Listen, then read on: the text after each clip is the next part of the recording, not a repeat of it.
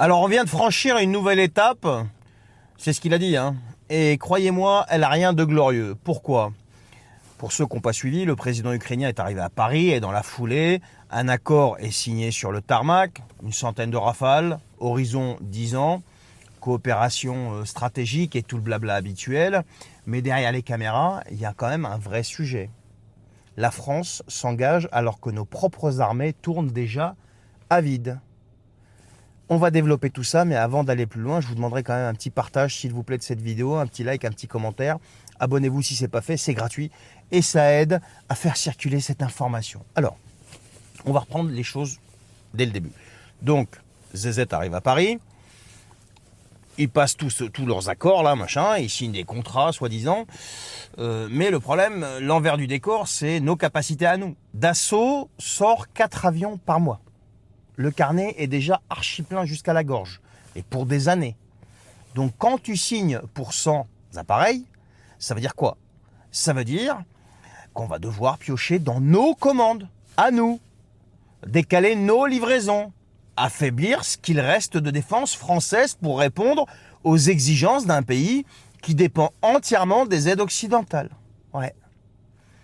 Et notre chef des armées, Emmanuel Macron, a le culot de dire: nous franchissons une nouvelle étape. Oui, oui, on franchit une nouvelle étape. Une étape où la France devient quand même sous-traitante militaire d'un conflit qui ne touche même pas son territoire.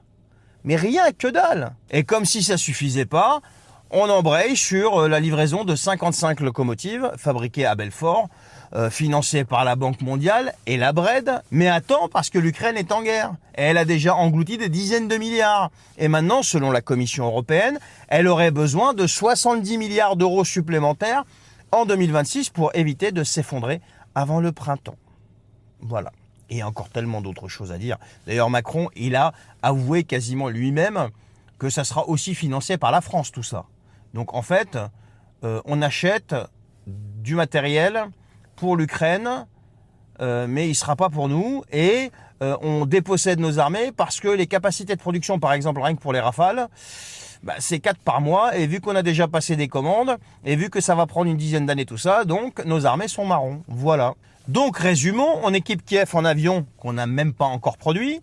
On finance son rail, on comble son déficit, et pendant ce temps, en France, les hôpitaux sont saturés, le système de soins, tout ça, bon, j'en passe et des pires. Vous savez très bien comment ça se passe. Les entreprises qui coulent par dizaines de milliers, 67 000 défaillances selon les derniers chiffres de la Banque de France et de l'INSEE. Et pendant que l'Élysée fait ses conférences de presse, eh bien, il y a eu 5 morts supplémentaires qui sont tombés en Ukraine dans des frappes russes. La guerre continue, l'escalade continue, mais l'Europe signe des chèques sans fin. Voilà. Comme si elle avait une planche à billets personnelle.